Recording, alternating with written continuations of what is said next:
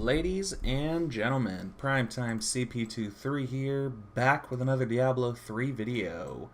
Today we've got another starter build guide for Season 15.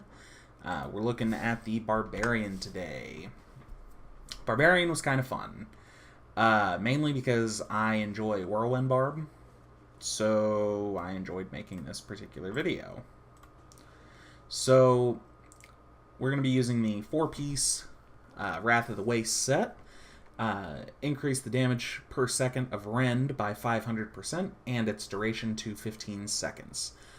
Also, during Whirlwind and for 3 seconds after, you gain 50% damage reduction and your Rend applies triple damage. So, Rend is dealing more, it's dealing triple its normal damage plus another 500% damage. It's fun stuff. We are using a topaz, a gold gem in the helm to reduce our resource usage. We're also going to be using a Bane of the Powerful at rank 0, of course, because in all these videos we want to simulate the worst possible scenario. You will have better gear than this. This is my seasonal character. For Season 14, I'm only at 592 Paragon. It's been a long season that I have not been a part of for the most part. So for our skills, we're going to be using Rend with Lacerate. Basically just increase the damage of Rend. Whirlwind with Wind Shear. This is going to get additional spirit, that is, for every enemy we hit. You could also use something like Volcanic Eruption or Blood Funnel, which are both probably going to have a little higher damage output, but I like gaining Fury instead of losing Fury.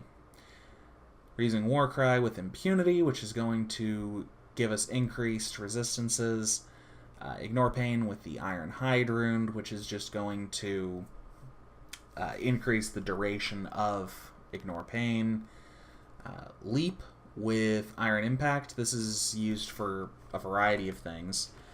It can be used for getting out of trouble, or it can be used just because.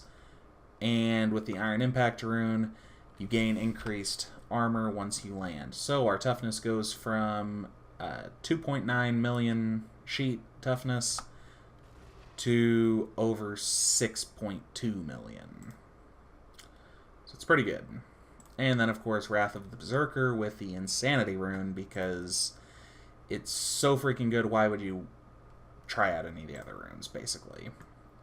For passives, we're using Unforgiving.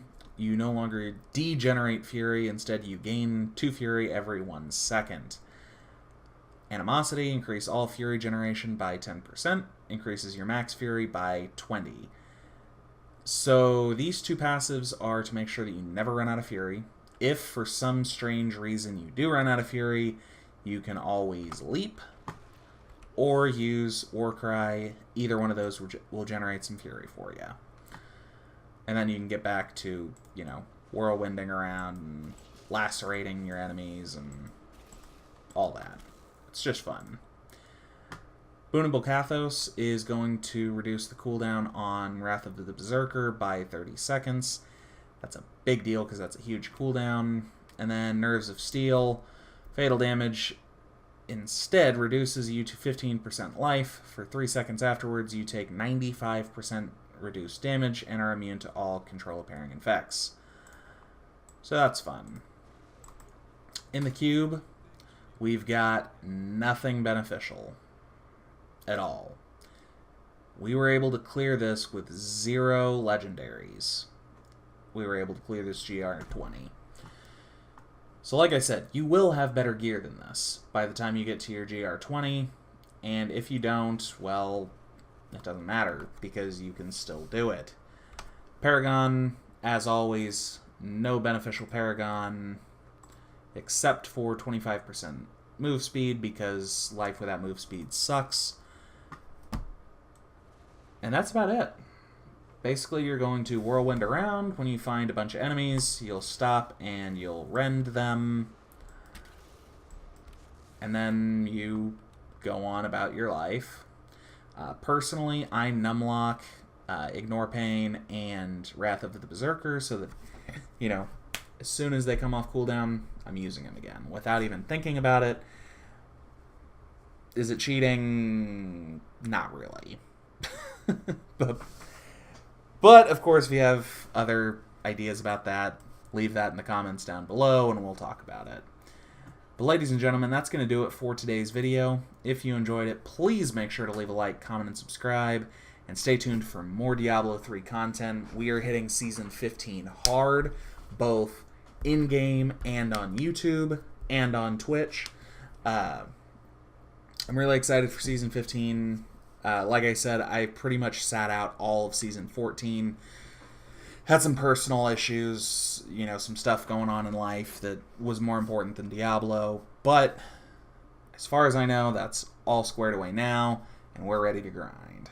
So ladies and gentlemen, until next time, this is Primetime CP23, and I'm out.